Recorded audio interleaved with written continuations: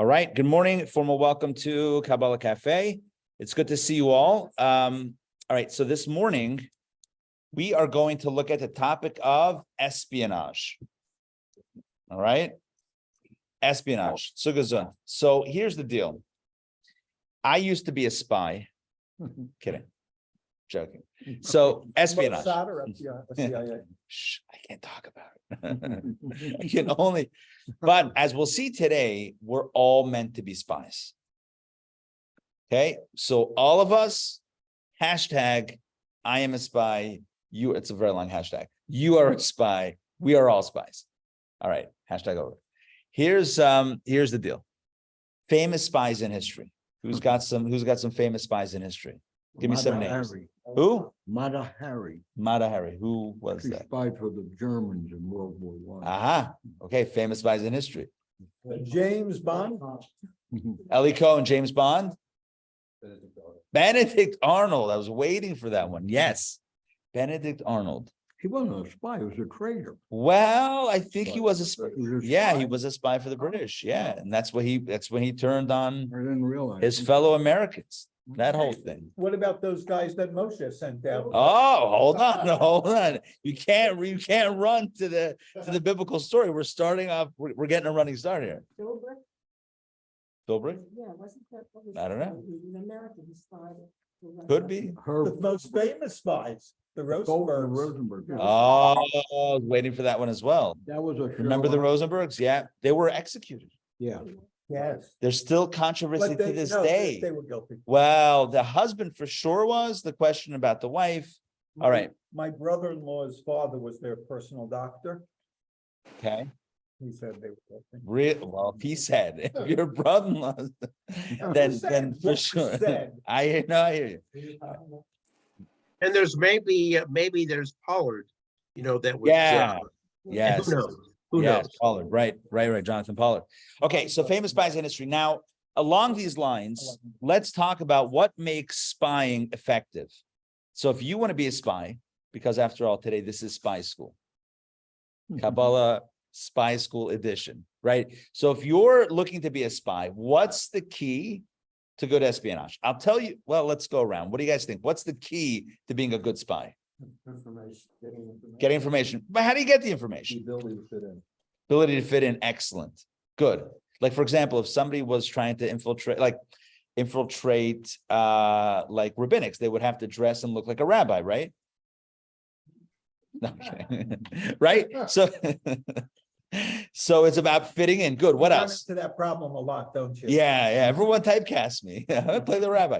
All right. And a perfect dialect.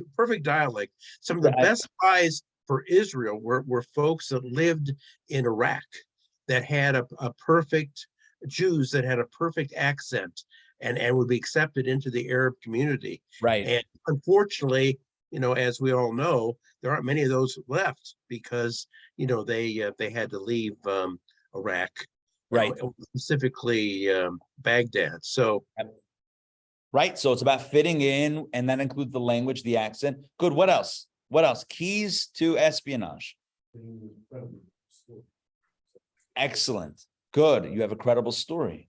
There's a reason why you're there and what you're doing. There's a backstory. You give enough information to sound credible, not too much to sound overeager, just enough. And obviously, you got to keep that story straight, not contradictory. What else? Courage. Excellent. I'd sing before I even started to. That's it. I'm guilty. Just so you know, I am a spy. Let's have lunch. Right? It would be like, just come right. Yeah, I'm with you. By the way, I have a great story about that. A Hasidic story about espionage and bravery and courage and fear. What else? Keys to espionage. Relationship building. Excellent. Right? Build the relationships. Why is that critical? Not only for the cover story, trust, and really to gain the information, right? To get the information, you're going to have to build those relationships. You know the phrase con, right? As if no one's heard that before. Have you heard of bagels? Right. So the con, right? What's a con? Con is really short for a confidence scheme. What's a confidence scheme? Why is it called confidence scheme? It's because you're gaining the trust of someone. relationships, right? With the story, etc., with the language fitting in. You're gaining the trust of someone, and you're getting their guard down to the point where they begin sharing, or you can get access to what you want to gain access to, right? Classic Tinder swindler action. I'm kidding. Whatever. It's like, right, it's just gaining trust. Looking around to see who's got me. Right. It's gaining trust and then exploiting that trust. That's what espionage is about. It's a confidence scheme. Classic confidence scheme. It's a con. It's the art of the con. Now, with that being said, there are, in my opinion, and this I think will cover kind of what we've been talking about. There are two primary components to successful espionage, to being a successful spy. Number one, you have to be inside. Number two, you have to be outside. Let me explain. Number one, you have to be inside enough where you gain access.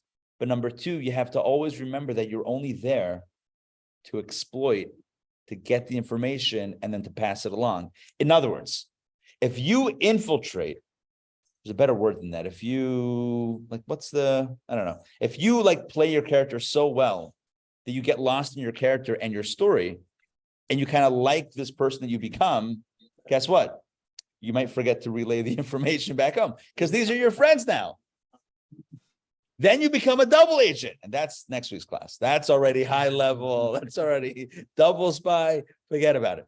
No, but right. So if you get too entrenched in the story, if you become too comfortable with the character, if you become too, if you have too much of an affinity with the people, well, then you're probably not going to betray them. Correct? Right. Right? You can't betray if you've fallen in love. So if you get too close, it's also not good. So number one, you have to be inside, but not too inside, right? You have to infiltrate, but always remain outside. Yes, that duplicity is born of this duality.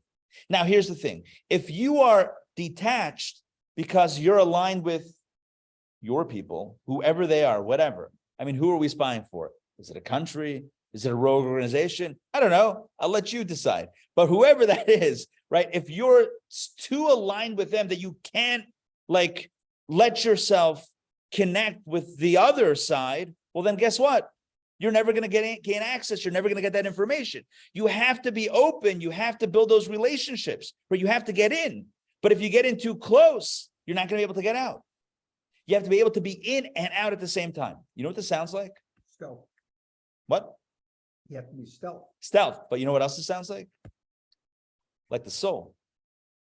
This is the story of our lives. Think about it for a second. God sends the soul into this world. Why? Kabbalah shares the following, and many of you may have heard this concept before, but it's a very important concept, and it's a concept that the Arizal, Rabbi Yitzchak, or as he's known in English, Rabbi Isaac Luria, the great Kabbalist of Safed in the 1600s, so he writes extensively about this. So here's a little bit of backstory.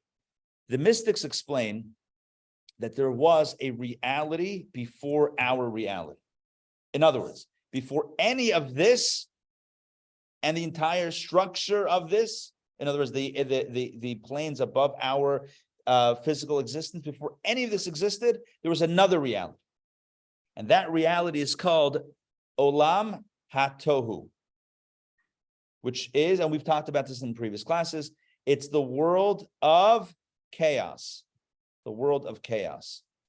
There is Olam HaTohu and Olam HaTikkun, the world of chaos and the world of Tikkun, which means repair. You may have heard the phrase Tikkun Olam, to fix the world, repair the world, right? That's our, loosely speaking, that's our job, to repair the world. That phrase, which has been used for many sorts of virtuous projects, that phrase originates in Jewish mystical thought. So here's the breakdown of this. Now, and you find this in the beginning of the Torah, in the beginning of Genesis, where there's one line slipped in there in the first few verses of the Bible where it says that the world was chaotic and void. Tohu vavohu. Use the word tohu. Tohu, not tofu. That's something else. That's something completely different. That's Completely, huh? Well, yeah. That's completely void. Hey, Sandrine, good morning. Good to see you. So this is tohu. What is tohu? Tohu is chaos. The way chaos is defined in Kabbalah is as follows, very simple. The light was too big for the vessels shattered. Simple analogy. You expose, God forbid, expose the eye to too much light. What happens to the eye? It can get blind. It can get damaged. Right, so light is good. Too much light is not good. Can you have too much of a good thing? Absolutely. Right, so you think, okay, a little bit of light, okay, more light, better. The more light, the better. But too much light, now you're going backwards. Now it's not good. When you have too much light for the vessel, for the recipient, for the container can get harmed. So in the language of Kabbalah, in this primordial world of chaos, of tohu, the light, morning, Sam, the light was too big. You got a few open seats. Here, wherever you're comfortable. The light was too big for the vessel. And because of that, the vessel shattered. Again, now we might picture this in a very physical way, like a physical bowl or pottery that's now in shards. And that's a bit of a misunderstanding because we're not talking about something physical per se. But nonetheless, the language of Kabbalah is that the vessels shattered. And the fragments of those vessels form the very base of our reality, the world of Tikkun. Why is this world called the world of Tikkun? You know why? Because our job is to fix the broken vessels, to pick up the pieces. Tikkun olam doesn't just mean recycling, doesn't just mean, right, the way it's used today. Tikkun olam, repair the world, recycle. All of these are virtuous causes, but in its original conception, the mystics formed this phrase to indicate our spiritual work of elevating the broken, or gathering and elevating the broken shards of those vessels that broke. It's not a physical thing, it's a spiritual thing. So here's what this means. Yes. Well, it's both. Yes, it's a cumulative effort, correct. And let me explain. So we're going to use a simple example. An example that we all know and love. I am drinking tea right now. Why? Because I am British at heart. And I don't drink coffee. And I don't drink coffee. Because coffee makes like my heart race a little bit. My mind gets a little like it's too much. It's too much. I'm already kind of high strung. Coffee kind of puts me over the edge. Huh? Maybe. I don't know. I never had like too much of a. Anyway, so when we eat or drink, so the mystics say say the following: food is a physical substance, and it comes from dimensions of reality lower than ourselves. So the way Kabbalah and really Jewish philosophy divides the world is on four levels. You have domain, someach, chai, and medaber. So translated, these are the world, the inanimate world, vegetation, animals, and human beings. This is what we would call the taxonomy of creation, of existence, right? Inanimate means earth, stones, water, anything that doesn't have doesn't grow or move. Then you have vegetation, stuff that grows, but it doesn't move, right? Unless it's a school play. From the inanimate, exactly, right? So it draws, right? And then you have animals, right, that can not only grow but also roam, and then you have human beings that have, the unique human intelligence, etc. The Kabbalists ask the following question.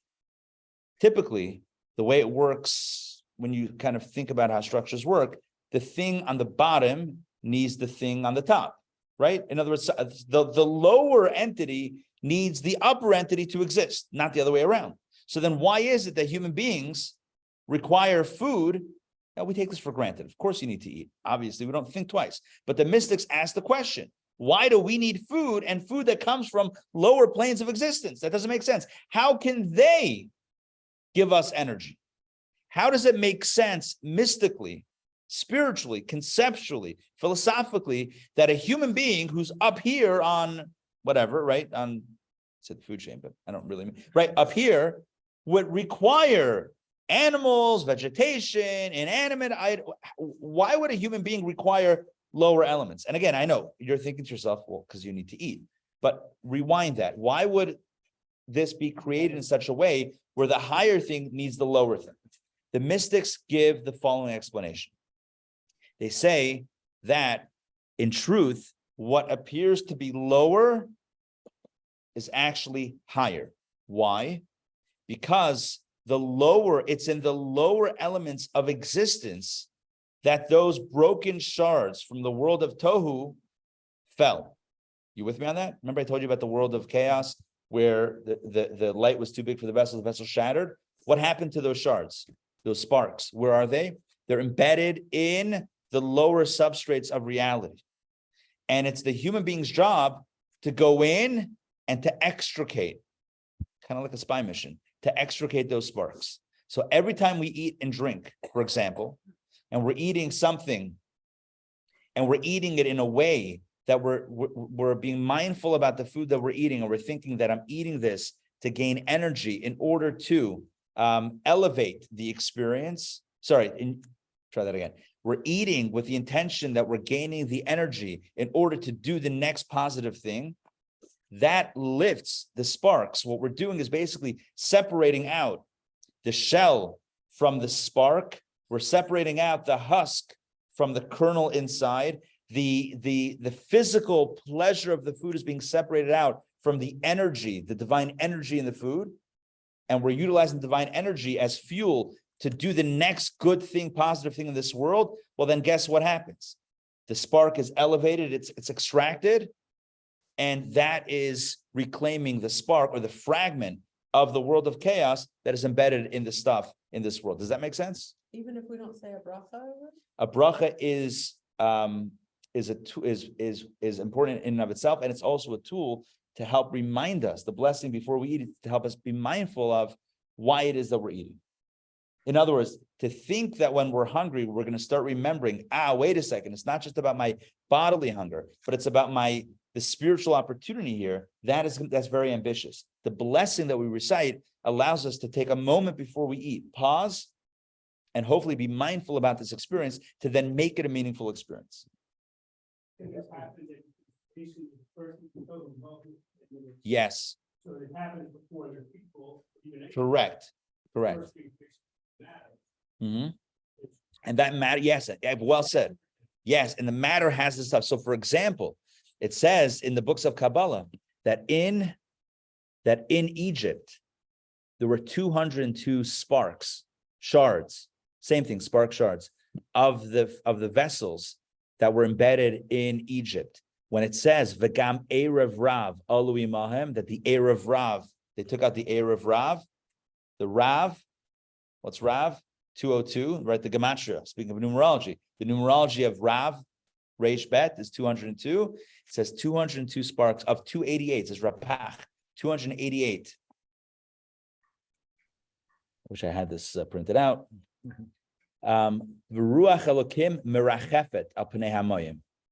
Says in the opening verses of Genesis, and the Spirit of God hovered over the land, over the earth. The word hover, mirachefet. So it's comprised of the letters rapach, reish, pei, chet. Reish is 200, pei is 80, and chet is 80. 288 sparks in total.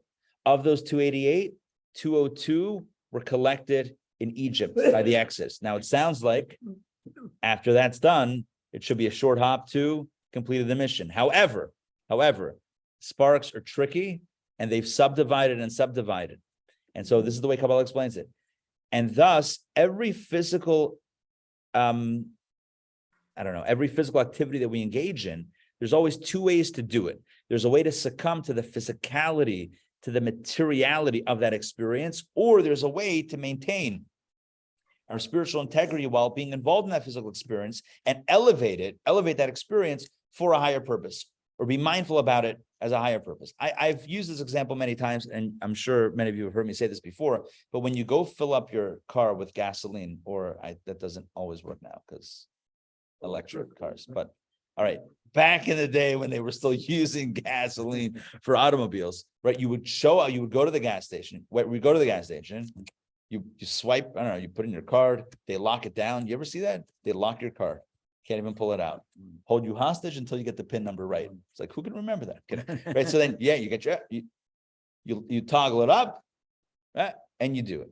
I've never seen anybody take a selfie next to the gasoline. I've never seen it. Right. Oh, I got the 93 this time. I've never seen that. But when it comes to food, all the time we're blocking our food. In other words, when it comes to gasoline, we're very much attuned to the fact that it's a very utilitarian, it's very functional. We're filling up in order to keep on driving. But when we eat, because food is so, it's so laden with sparks, the more covers over the spark. The brighter the light, the more opaque the shell covering that light. That's the way it works. Everything has to be balanced. So the greater potential, that's why you look, where is the greatest danger, physical, danger? Always in the place with the greatest opportunity. It's always like that, right? The greatest light is always covered with the greatest husk. You guys with me on this? Yeah, but can I ask you two questions? Yes. Firstly, if the food you're eating without a doctor is burger from McDonald's, what does that mean to the existence of her? Good. Excellent question. The second question is, you were talking about espionage and you moved on to a slightly different subject, and I'm trying to connect where you. I will make the connection. Don't worry. The connection is you have to get in, but remember why you're getting in. You can't elevate the sparks in the food without eating. But if you forget why you're eating and you get all in, then you're not going to elevate the sparks either. Same thing with spine. You have to be able to be in and maintain your perspective without. I've said too much. All right, anyway, but getting back to your question. So it says so basically kosher, the definition of kosher is that which is ready to elevate. So the definition of kosher, it says that like in Jewish legal terminology, mutar and asur. Mutar means permitted, asur means forbidden. What does that mean? Literally mutar, literally the meaning of mutar means untied, and asur means tied, like tied. Not tie-dye, like tie down, right? Locked down.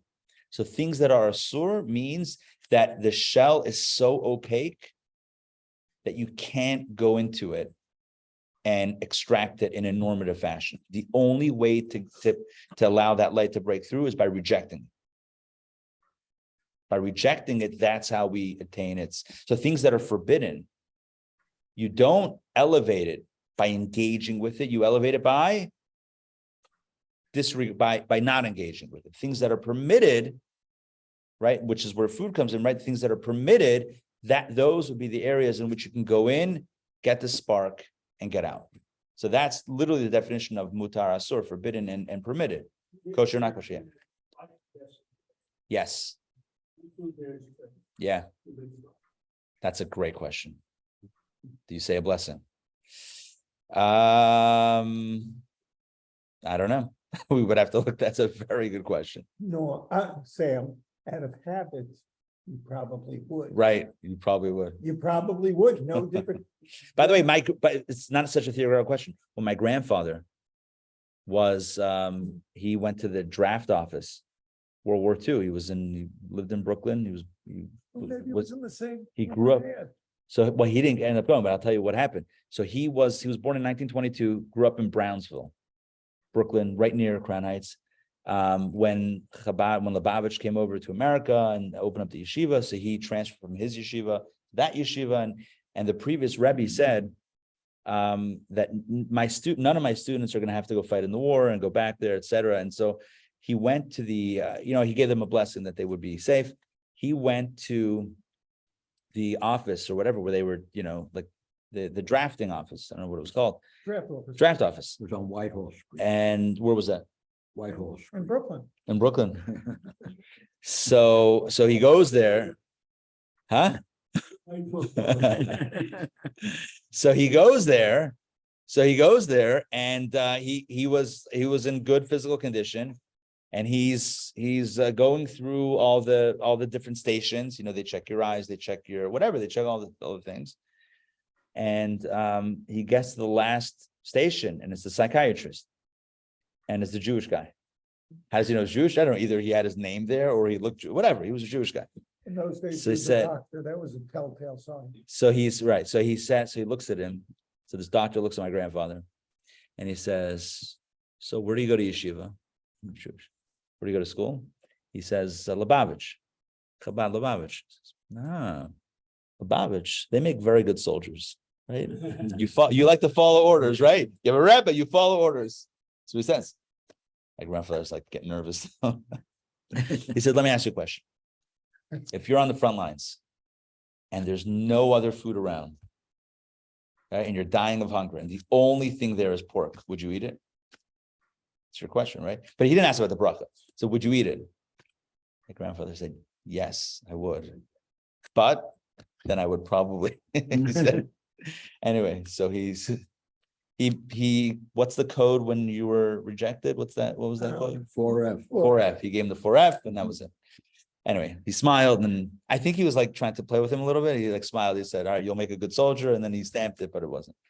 Anyway, it's a good question. The point here with the food is that food has, it's such a challenge. And I said this quickly before, in life, when it comes to physical things, the greater the challenge. When I say challenge, I mean, the more complicated it is, right? And you can use your imagination, but the more complicated something is, it's for one reason, because there's greater light in there. And the greater the light, right, the potential for holiness, the greater it is masked with all sorts of other possibilities as well, because that's the way it works. If great light was readily available without work, that would create an imbalance of free choice. That would make the light easy to attain. And that's not the way God created the world, in a perfect balance, which means perfectly balanced between the possibility for goodness and the opposite. It's always perfectly balanced. So the greater the opportunity for holiness, the greater the challenge is going to be. So if you want to know where the light is, just look where the darkness is. That's the rule. That's the Kabbalistic rule of thumb. If you want to know where the greatest light is, look where the greatest challenge is. And that's true collectively or personally. Look at those areas that you find the most challenging. That's probably where your purpose is. That's very likely where your purpose is. Now, not always are we gonna get it right, but that's For example, like, say, yes. how does, It's in working on relationships and working on patience. That's where, again, I can't say this definitively, but that's where the mystics would say, look there. That's probably where the greatest opportunity and breakthrough will lie, and the purpose. Think about it this way. Think about it this way. Think about reincarnation.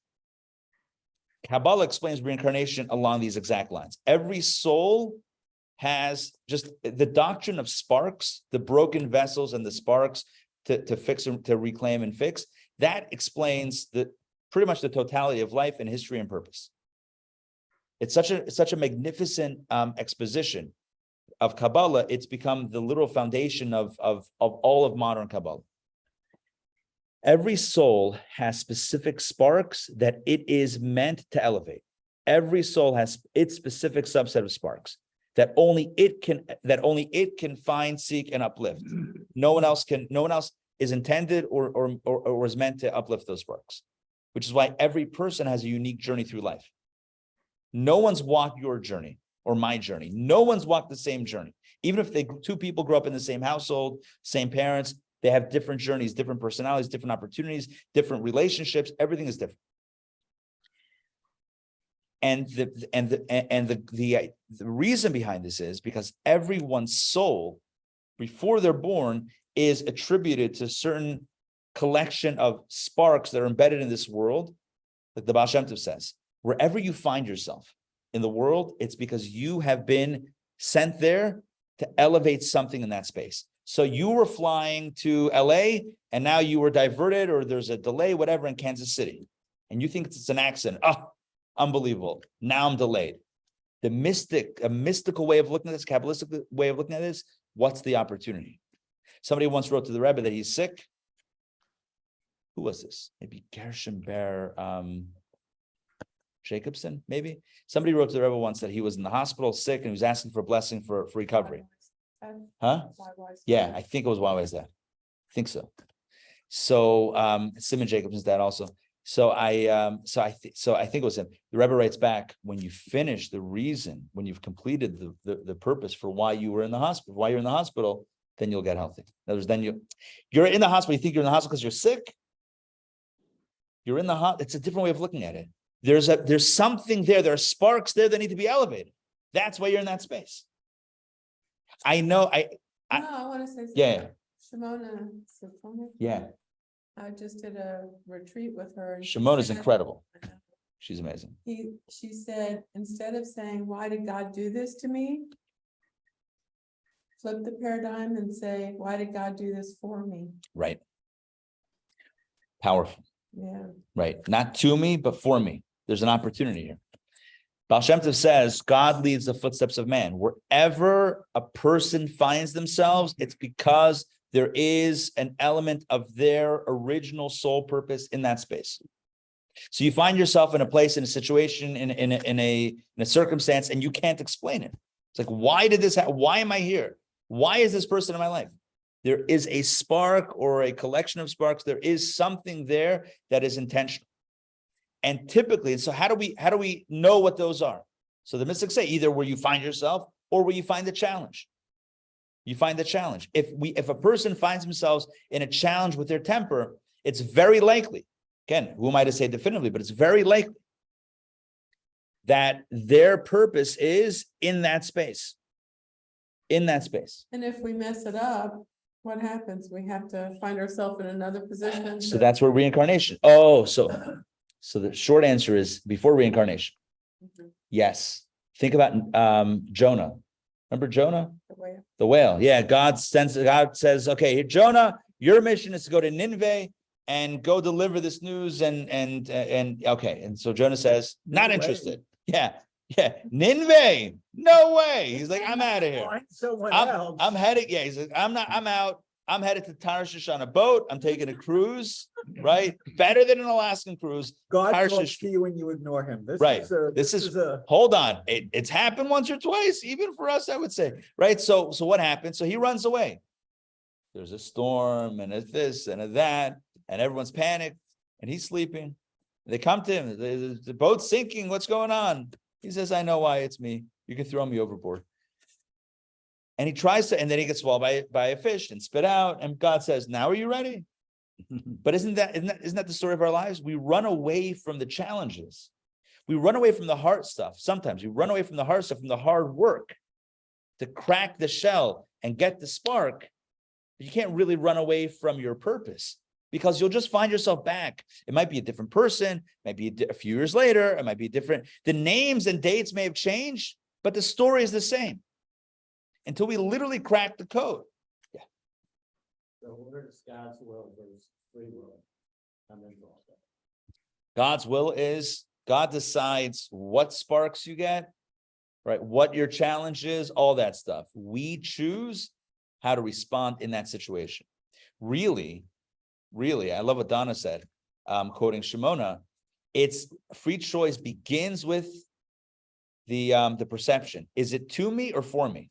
That's where free choice. God doesn't decide whether I look at myself as a victim or as an opportunist. Joseph, sold by his brothers as a slave, finds himself in Egypt, framed for a crime that he doesn't commit. He's now in a dungeon. And the Torah says that one morning he notices that the butler and the baker are looking a little sad. And he says, what's wrong? We had a dream. What's your dream? They tell him the dream. He interprets the dream. 2 years later, the butler remembers him and pulls him, and they pull him out of prison, and he's now interpreting Pharaoh's dreams, becomes second in command. The rest is history. It was 2 years he was in prison. 2 more years after that. 2 years. That was because he just asked them 'Cause to he- help him, which yeah. is really kind of, God It's- helps those who help themselves. That's okay. So we'll leave that question. That Okay. question I don't want to address, but because that's a very good point. But here's the thing. What's the key to that story? He asked the butler and the baker, "How you doing today? Why do you look so downcast? Why do you look so sad? Why do you look so sad? You're in jail together. Why do you look so sad? Oh, why do you look sad? And who cares why they look sad? I'm the victim." Joseph could have said, "I'm the victim.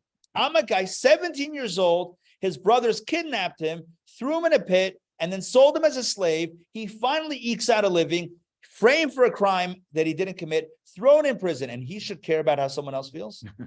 Why would he ever care? Why would he ever care to say, "Lama penechem ro'im hayom"? Why your face is sad today? That's literally the quote. Lama penechem ro'im hayom. Why are your faces sad today? Literally, who cares? I'm playing Joseph now. I'm the victim. I don't care how you feel. I'm wallowing in self-pity. He never looked at himself as a victim, as a two. Life never happened to him. Life happened for him. Wherever he was, there was an opportunity. So when he was working for Potiphar, there was an opportunity. When he was in the dungeon, there's an opportunity. Pharaoh, there's an opportunity. There's always an opportunity, to the point, and he said this himself later on in the narrative, when his brothers finally break down and apologize for what they did, for selling him as a slave, he says to them with these unforgettable words, "You didn't send me here. You didn't sell me here." He says, "You didn't sell me here to Egypt. God sent me here." That's the difference. You didn't sell. I'm not a victim of another person. God sent me here. And that perspective, you asked about free choice. No one can implant that perspective in anyone's mind. But when you have that perception, when you have that perspective, everything changes. And so Kabbalah encourages us to see the world and the opportunities around us as literal opportunities with sparks and a very specific purpose. I'm here for a mission. I'm here for a purpose. The challenges, my vices, the opportunities, they're all part of this dynamic of spark seeking. Now, a few more things that are very important. Like a key fob to a car, right? You could have a dealership with 100 Honda Accords, but that key fob only unlocks the one that it's designated for. The same thing is true with souls and sparks. The sparks that are associated with my soul, only I can unlock, and your soul and your sparks, only you can unlock, which is why Kabbalah, a depth of Kabbalistic explanation on the do not covet. Why do not covet? Think about it. The stuff that God has given you and the stuff that we've created, God has given us. Let's be honest here, right? The stuff that we allegedly have. Oh, no, I got that. Sure, it's like the joke with the parking spot. You know that joke, right? Yeah. Never mind, Cue up number 18, right? never mind. Joke 18. Just for those that don't know it. This guy is a very important meeting, and he gets to the parking lot and there's no spaces. So he's desperate. He's like, "Oh, I need a space." He's like, "God, please, I need a space." Does another round, no space. "God, I'm going to go to synagogue. I'm going to pray, this week." Yeah. All right, God, I'm going to give tzedakah. I'm going to that. Nothing. All right, God, I'm going to he starts promising the world. The fourth time around, a spot opens up. He's like, "You know what, God, I got a spot. Forget it. Deal's up. I got this." Right? That's the joke. We make deals, and then when things happen, it's like, "Oh no, I did that." Right? No, that was me. Like I needed God when I needed, but when I got, oh, that was me. That's like Pharaoh. Right? Pharaoh's like, "Oh, please take away the plague," and then the plague goes away, and he's like, "Okay, now you're still slaves." Yeah, I haven't changed my mind. Actually, on second thought, things are still good the way they are. Right? That's the Pharaoh mentality. How do we know when we grab hold of that spark, that shard? How do we know we accomplished that? Well, it makes a little sound, Does it? and then you see the What coin, time of bell the top rings? right, top right of the screen, you see the counter, like It's like you- yeah, the jackpot, it really, no, so that's also part of the challenge. The challenge is that we don't always see the light. It's not like we get infused. We don't always see it. I think the more we do it, the more we get attuned to that. But it doesn't always, we don't always have that immediate feedback, which makes it more difficult, but that also allows for the free choice. But anyway, the point of this idea is that when it comes to the mitzvah of do not covet, right? The 10th commandment of the 10 commandments, 10 out of 10, is do not covet your neighbor's this, that, or the other. The mystical understanding of this is because your house, your spouse, etc. It's you, the stuff that's yours, right? That which is associated with you, that's where your purpose is. Why would you want someone else's stuff? You couldn't unlock those sparks if you tried. In other words, forget about coveting as a personal moral failing. Think about it as a waste of time. What are you going to do with this stuff? It's not yours anyway. It's inaccessible. So you're running after someone else's life? Why? What's the point? As Mark Twain or somebody once said, be yourself. Everyone else is taken, right? Everyone else is spoken for. Be yourself. So Kabbalah says, so again, this doctrine of the sparks is so powerful. And again, getting back to food, because food is really, it's not the only thing that's complicated, but food is complicated. So when it comes to food, the mystics say the following, that the food that is in front of us, right? Especially think about a breakfast like this morning, the food that's in front of us, there's two ways to experience it. One is from a body place, my body is hungry, and the other one is my soul is hungry in a certain sense. And the Baal Shem Tov says that, you know what, when our body is hungry, you know why the body is hungry? Because the soul is really hungry. The body's hunger is really an indicator of the soul. He uses just a really incredible explanation of another biblical phrase. Remember the verse in the Torah that says, for not on bread alone for man does not live on bread alone, but rather on the word of God. Yeah. I think there was a commercial back in the 80s for like a burger, for like a fast food place. Man does not live on bread alone. Like, don't forget, where's the beef, right? Like, don't forget the burger, right? But man does not live on bread alone, but rather on the word of God. What does that mean? What does that mean? The way the mystics explain it, consistent to our topic today, is that we don't live, we're not sustained by the food as much as we are by the spark in the word of God inside the food. The food experience, the eating experience is not just a gastronomical one for the body, it's a soulful one for the soul. It's one in which we're meant to get in, elevate the spark. And what that means is not some sort of supernatural mystical experience. It's literally understanding. It's going in with the perspective that the food has energy, and the energy is intended for me to energize my body and my spirit, make my mind sharper, give me the ability to function so that I can do the next good thing. I cannot do a mitzvah. I cannot help someone else out without that energy. When it comes to making money, it's the same thing.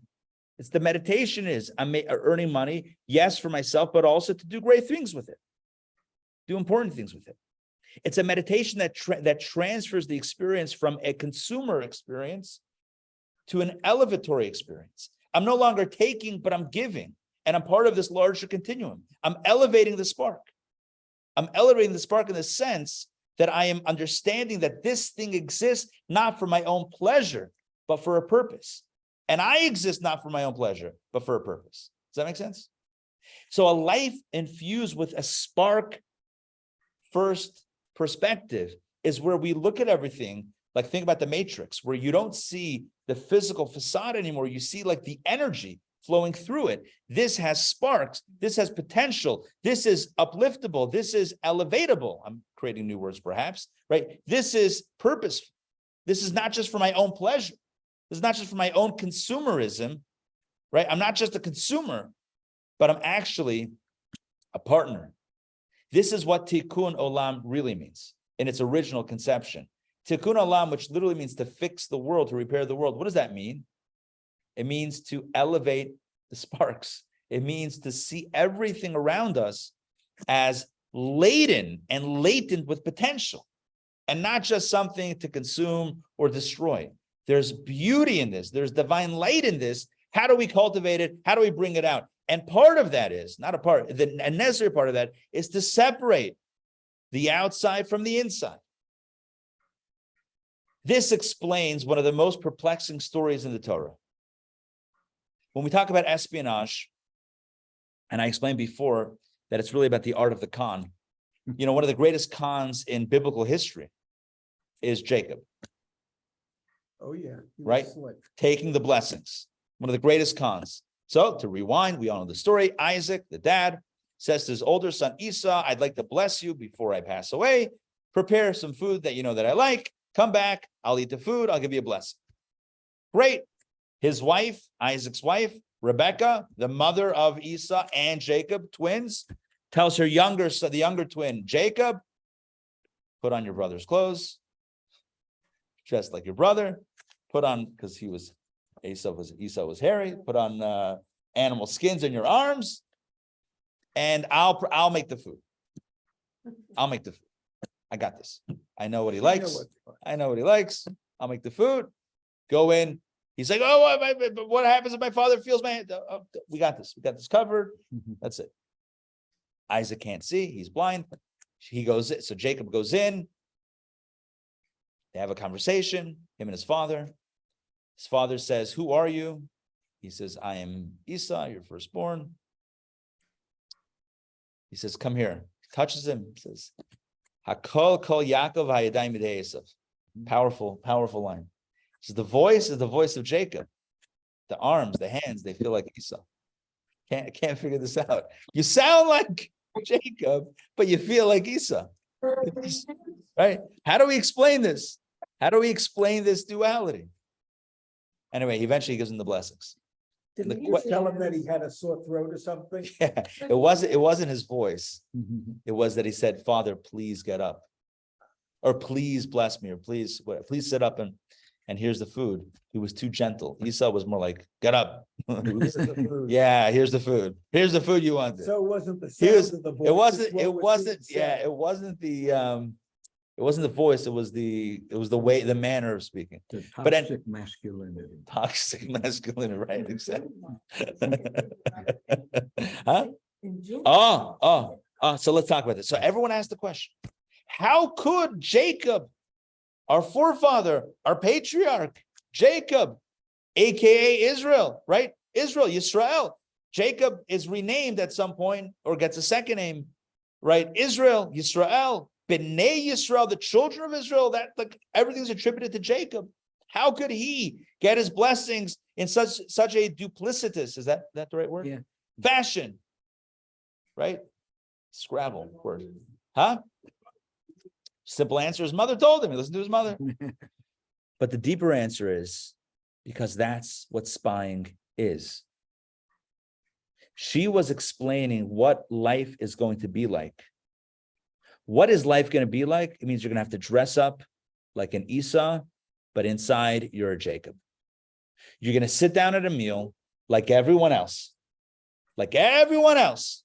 Sit down and eat. And on the outside, it looks identical. But on the inside, this is going to be a Jacob meal. On the inside, this will be for a purpose, for a meaning, for a higher purpose. In other words, dressing up in the garments of Esau while you're Jacob is the art of spying.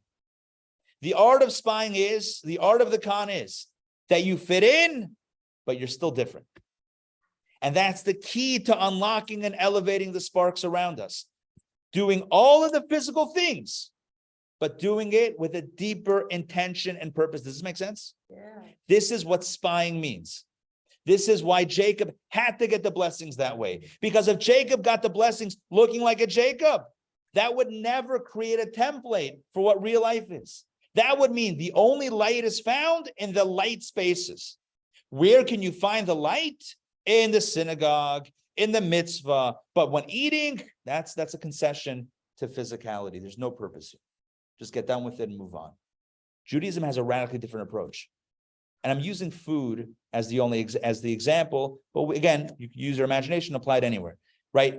The experience of eating in Judaism is not a concession to a physical failing or frailty the body needs.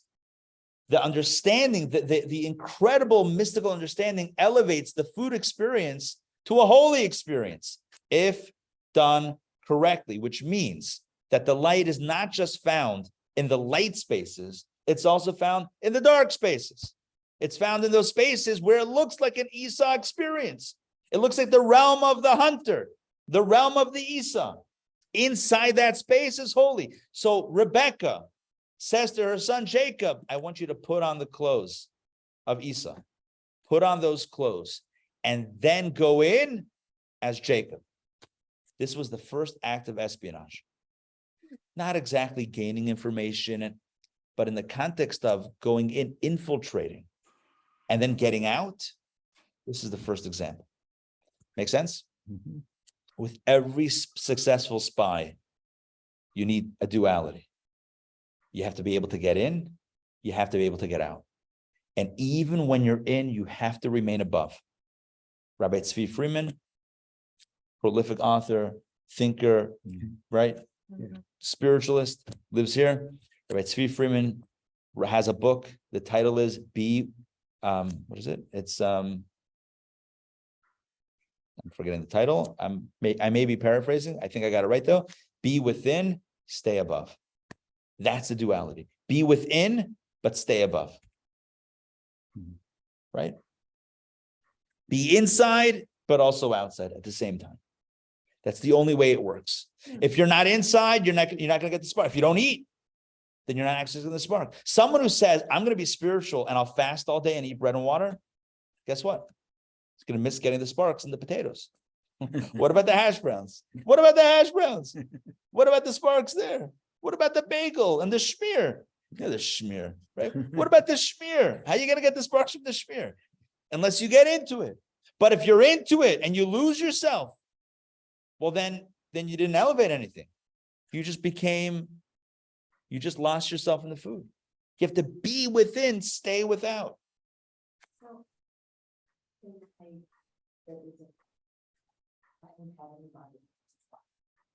Right. Well, not that you know of. I'm kidding.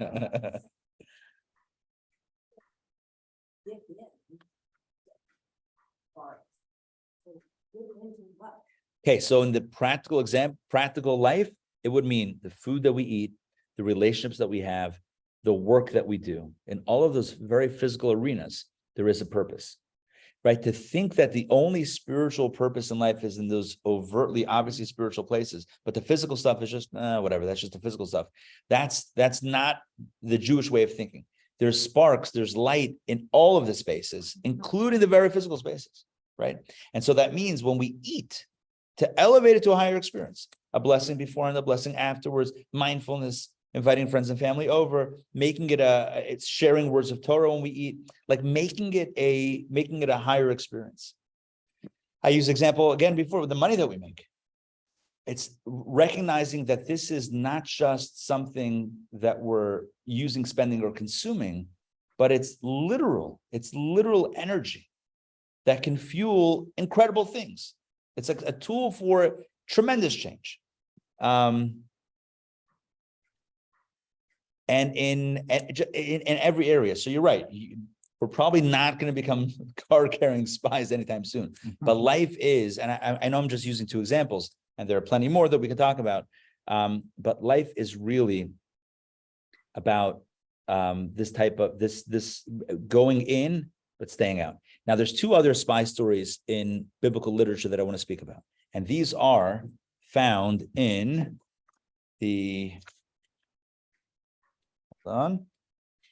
these are found in the handout that I have prepared for today. So let's read these. Spies Part 1 and Spies Part 2. Now, these are literal stories of spies. Let's take them pass. And the first one is what we read in yesterday's Torah portion in synagogues around the world. It's the story of the biblical spies that Moses sends. Okay, and the second story is the story of the spies that Joshua sends. Now, today we thus far, just to kind of like contextualize where we're going with all this. No, I handed out this, but there should be more copies. They're going to be coming around again. There you go. Thanks. So just to give a little bit of context again, to reset context. Thus far today, we kind of had a conversation about what is the energy of spying and successful spying. And then we spoke about how spying has a spiritual lesson for all of us, because at the end of the day, and at the beginning of the day, right, we're all meant to be spies. We're meant to go in and then engage in the physical worldly activities, but for a higher elevated purpose. That's really what life is. Life is about spying. You're in, but you're pulling out. You're also you're extracting the energy, the sparks. There are some, and I explained how that's the story of Jacob, where he dresses up like his brother. So it's a con, he conned his father, but really it's a metaphor about how to dress, and it looks like you're just doing it like everyone else, but really there's a deeper message, or there's deeper intention in that activity. Fine. There are two literal spy stories in biblical literature that I want to focus on today. Both pertain to the land of Israel. The first happens in the second year after the Exodus. The Exodus happened in the Jewish count of years, 2448 from creation. It's 1 year later, and the Jews now, there's been a lot of drama thus far. They got out of Egypt. The sea split for them. They received the Torah at Sinai. They sinned with the golden calf. They repented for the sin of the golden calf. They built a tabernacle, which is the portable sanctuary. And at this point, they are poised to enter the land of Israel. But before that, they pause and they go to Moses. The people go to Moses and they say, before we go in, we would feel more comfortable and confident if there was some intel about what's going on the other side of that border, right? We're going to cross into a land where people are living, and we're going to let them know that this is our promised land. Like, what's the plan? Like, how are we going to do this? Who lives there? What do the cities look like? If we're meant to conquer or what are the facts on the ground? And so Moses asks God, and God says to Moses, if you think it's a good idea, go ahead. I'm not going to tell you yes or no, which is a very interesting response. Should be a red flag, right? I'm not telling you yes or no. Do whatever you want. Because yesterday's Torah, we literally read this yesterday. God says, "Shlach lecha anashim," send for you. In other words, if you want, you can send. I'm not telling you, as Rashi points out. And so Moses says, "I think it's a good idea, and let's send the spies." They chose 12 men from the 12 tribes, one per tribe. By the way, some commentators say, you know what the problem was? They chose men. That was the problem. If the women, right, we spoke about this in our last Kabbalah series, how the women always had more faith in the men, right? Sorry, guys, facts are facts. So like with the golden calf, only the men sinned, not the women. So if Moses would have sent women as spies, no, story. it would have never blown up. But he sent men. There you go. Next thing you know, it's a fiasco. But let's read this inside, and let me pull this up. Give me a second here. Let me pull this up on the Zoom so everybody can follow along together. Here we go. Okay, Spies Part 1. Boom. Oh, this is from yesterday's Torah portion. Huh? Yeah. Men and women both were punished by God according to the land. Yes. Yes. The men specifically were targeted. I would imagine that the women also passed away over the 40 years. But it was the decree of passing away was really for the men between 20 and 60. I think to reframe what you're saying as a question is, how many of the women between 20 and 60 died? And I mean, I guess you could say, like, what are you going to do? Like, it's just everyone aged out. But the decree wasn't actually for the women to die out. It was for the men of that generation. It wasn't the real punishment because they didn't have faith. Yes. in God. Yes. And look how many miracles Yes. that showed them through Moses. And here, Spoken as a woman, as a believer. Exactly. What were the men? Huh? What were the men thinking? Let's read the story inside. Spies Part 1. The Lord spoke to, this is from yesterday's Torah portion. The Lord spoke to Moses saying, send out for yourself, of your own choice, men who will scout the land of Canaan, which I am giving to the children of Israel.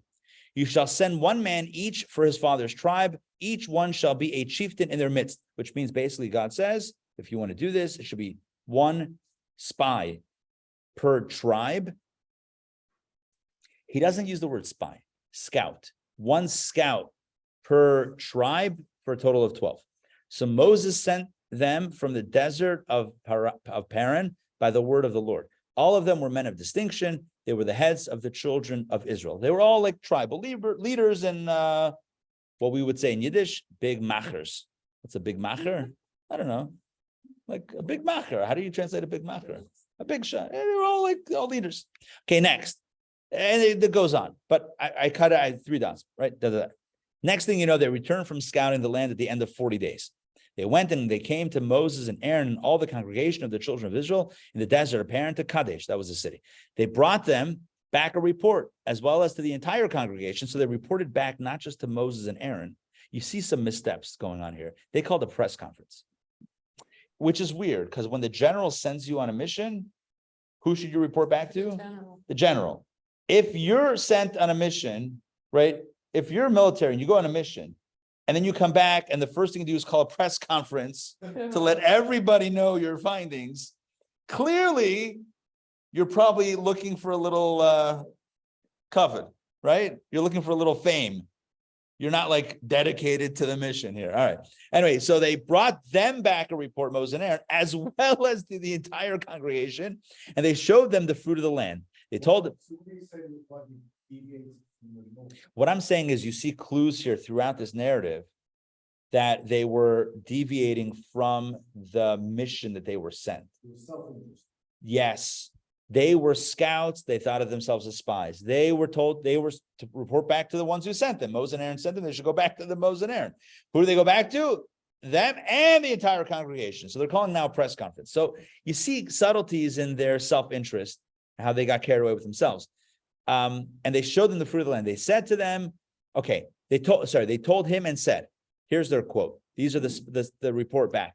We came to the land to which you sent us, and it is flowing with milk and honey, and this is its fruit. In other words, they're starting off by saying, the land is great. It's really beautiful.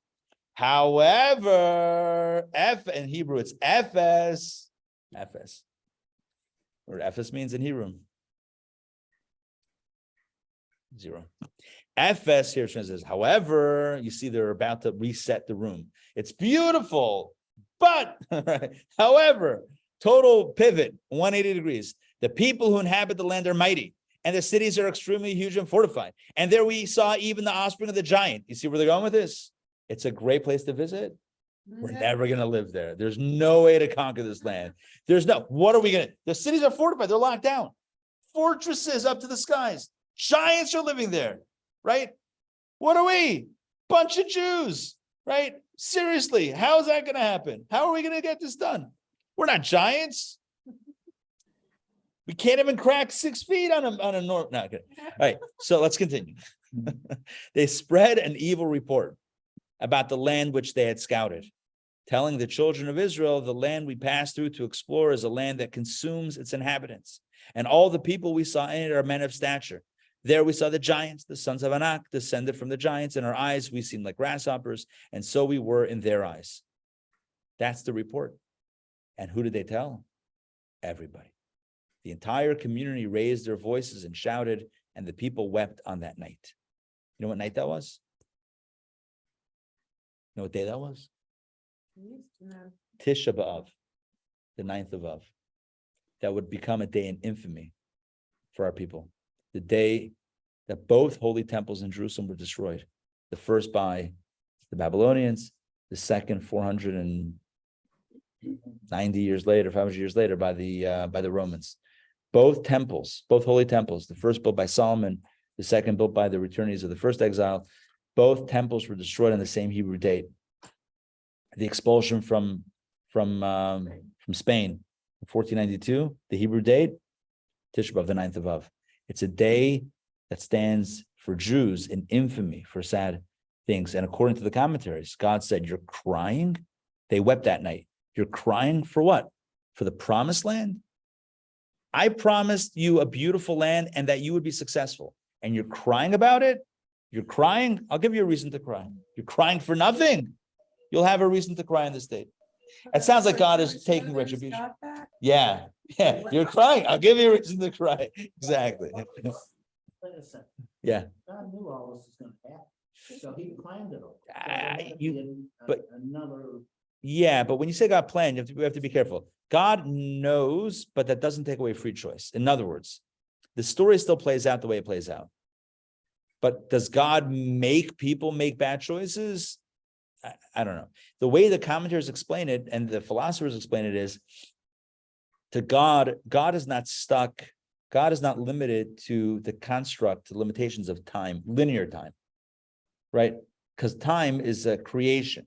It's something God created. Where does God create? Where do we see in the Bible that God created time? It's the first word in the beginning. You know what that means? Beginning is a time to start the clock. Beginning means at this point, time is going to go linear. Before that, there's no time. God is not limited by time or space. If God is limited by time or space, find another God. I mean, find a better God than that. A God that's limited in time and space, we can do better than that. God is not limited, which means that even though in our reality, and this is the only reality we can fathom, even when we think of time travel, it's always linear. Even when we conceive of time travel, it's still, oh, we'll go back in time or forward in time. We can't get out of that way of thinking. Even science fiction can't unthink this. We're so stuck in this. God is not limited by any of that stuff. If God is a real God, which we're betting on, right? Then God is not limited by any of this mishiga, any of this craziness of limitations, time and space. If that's the case, then even though everything plays out for us linearly, God's already seen it happen. God already knows it's happened. Like God is not stuck by watching it unfold. We're stuck watching it unfold. God's beyond that. So does God know what's going to happen? Sure. He's seen the movie. He's seen our choice. We're still making the choices. But then he would have seen that. Yeah, but then he would have seen that. He's outside. It's like we're characters. Imagine a flip book. We used the example before. I don't know what I'm grabbing for papers for no reason. So no, like imagine you had a flip book, which remember those flip books, like a stick figure, and you flip through it, and the guy is running or riding a bicycle or swimming, right? Right. So you're doing a flip book. So imagine you're the character. Imagine you're the guy. Remember we spoke about this in a course? Like you're the guy in the flip book. And so each page you're doing something else. It's my robot dance also. I'm multitasking. So you're stuck in that. But if you're in the book, but if you're out of the book, you can flip it this way, you can flip it that way. You see the beginning and the end. Right? You're outside the whole experience. You live outside the space. God is outside this entire structure, which means that yeah.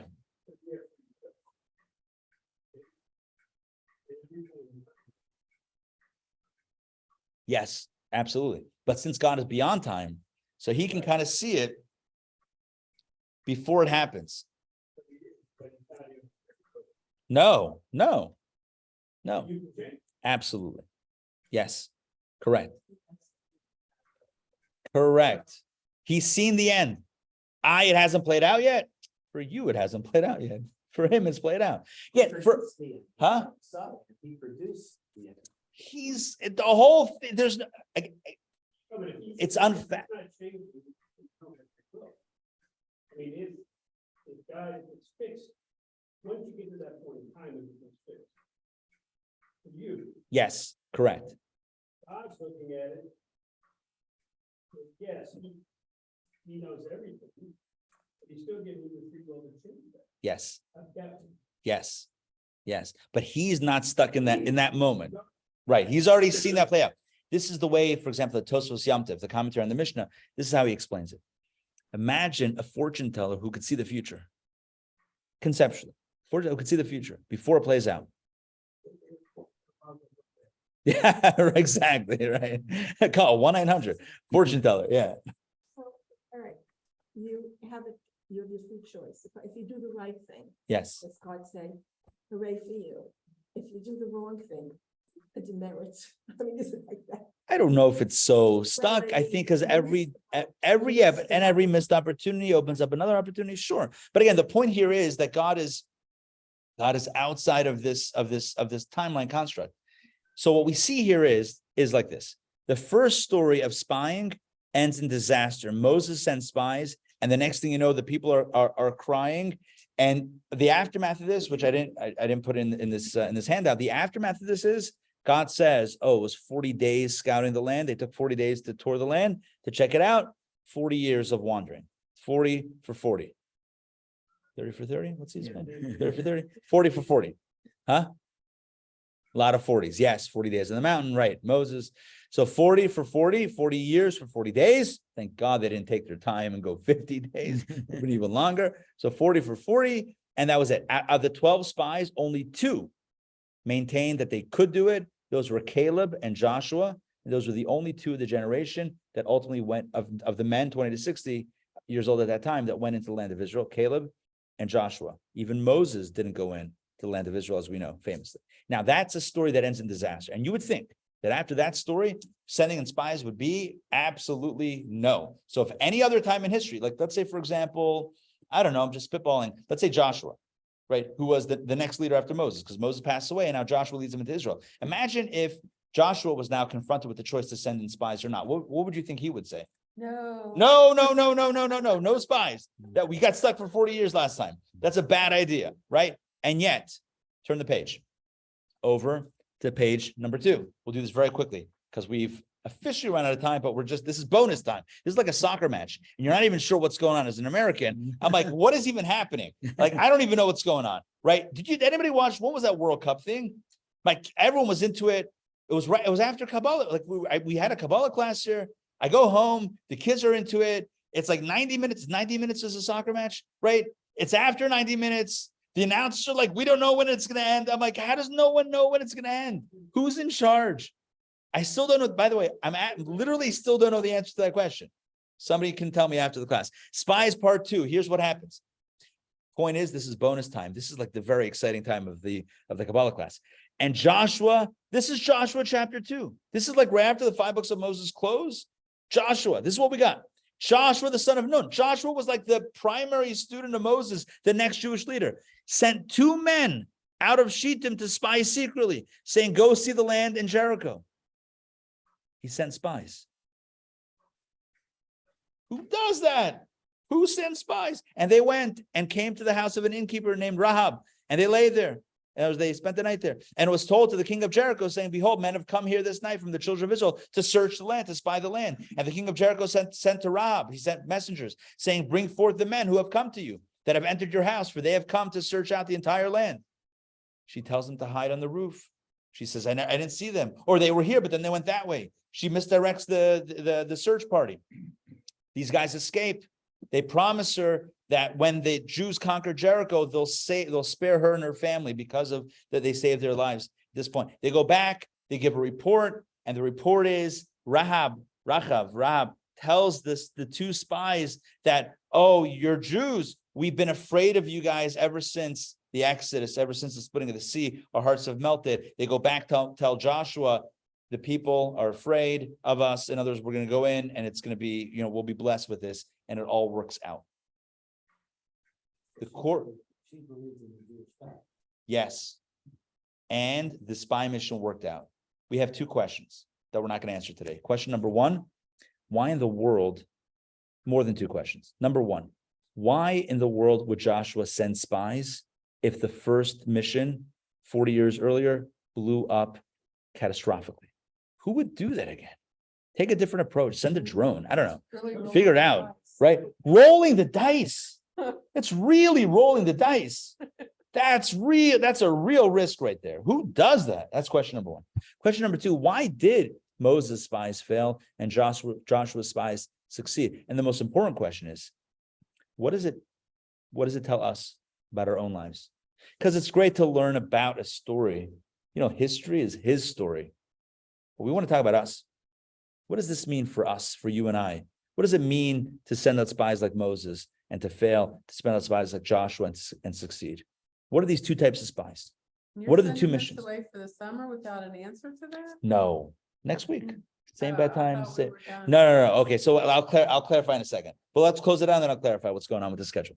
So These are the questions that are at the core of this discourse, which we still have not opened up and jumped into. This is our third week of intro, but please God, next week, we will crack this open and begin studying inside this mystical discourse and engage in these very questions and explore their answers. The discoveries that we will make will be spectacular and life-changing. What did Moses do wrong? What did Joshua do right?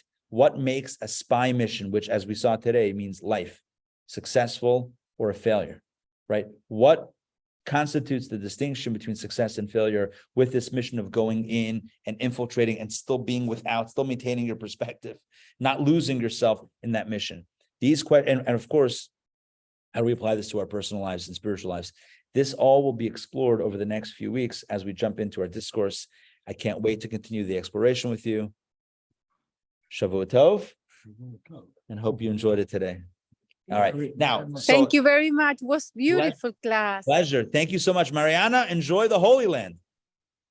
Thank you, thank you. I'm here in trying to find connection, and it's amazing to be here. We are now in Engedi. Oh wow, And, Engedi. Connecting in Kabbalah class. That is the best in the life. Amazing, amazing, amazing, amazing. Beautiful. So great to see you. My regards and sending love to everybody. Thank you, thank you. The same to you and family. Thank you. Thank you, thank you. So just quickly about the schedule. Yeah. You talked about the physical energy, the food cost, and what happens on a fast day when you're not having that? Good. What happens on a fast day, right? So where do you get the sparks? Yeah, the idea is Yom Kippur, for Tisha B'Av, these days of fasting, we don't get the sparks from the food. We have to either take a break from the sparks, or on Yom Kippur, it's a day in which we don't, like Shabbat also, it's a day in which, although we're eating, but there's certain days in the calendar where we're not going into the darkness to extricate the sparks. It's more of like dabbling in those light spaces. But just quickly, because some people may have to go about the schedule. We will be going throughout this class will be going throughout the summer, unless I'm out of town, which I will be out of town. I'll share with you in a second my schedule, personal schedule. But otherwise, we're going to be going through the summer. The other class that takes place, the Kollel and that class, so that is not going to be happening through this. It's taking a break for the next several weeks. And the hot breakfast also, because that's a larger operation. A lot of the kitchen folks are not around over the summer from this time. So that will be taking a break. However, we will still be having our own breakfast here. Won't necessarily be a hot breakfast. It'll be bagels. It's a test, right? Will you come back without hot eggs? So, and hash browns. So we're going to have bagels, lox, cream cheese, veggies, coffee, tea, still enough to keep everyone well fed and hopefully satisfied. Listen, I will provide the sparks. You have to extricate them. Anyway, so yeah, we will still having food and the class. My schedule is as follows. I will be in Boston for about a week and a half, starting on July 7th through the 16th. So that is that includes 2 Sundays, 7th and 9th and the 16th. So those 2 Sundays I'm gone. Now, here's my question to you guys. The week before that, July 2nd. I don't know if we can do July 2nd because I think there's a simpler here. That's July 4th weekend. Guys out of town-ish, some yes, some no. Nope. You're in town? No, we have okay. I have to say, I know there's a wedding or something going on in this building on that day, July 2nd specifically. So we may have to think of creative. I'll be in town, so I don't mind, I'm happy to teach. We may have to think creatively about where to do it if we can't do it in this specific, because they may be using this for part of the wedding setup. We have to move to a different space, but I will be in touch. But we're definitely on next week, which is the 25th. The question is about the 2nd. I will let you know. I'll send out an email or we'll talk about it next week at the class. And then the 9th and the 16th, I'm out of town. But then after that, we're back and going consistent. Make sense? Yeah. Save the dates. All right. Great to see you. Well, let me just say shalom to everybody online. Manuela, Larry, Matt, great to see you. Dr. Maxi, great to see you. Hey, Mariana, John and Lisa, Frank, Tony, Andrea. Fantastic. Fantastic. Great to see you. Pleasure. I see some chats. Thank you, of course, Andrea. Thank you very much. It was wonderful. Pleasure.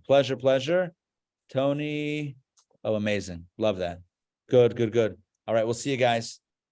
Bishalom, Shavua Tov, and we'll catch you guys soon. Take care. Thank you very much. Pleasure.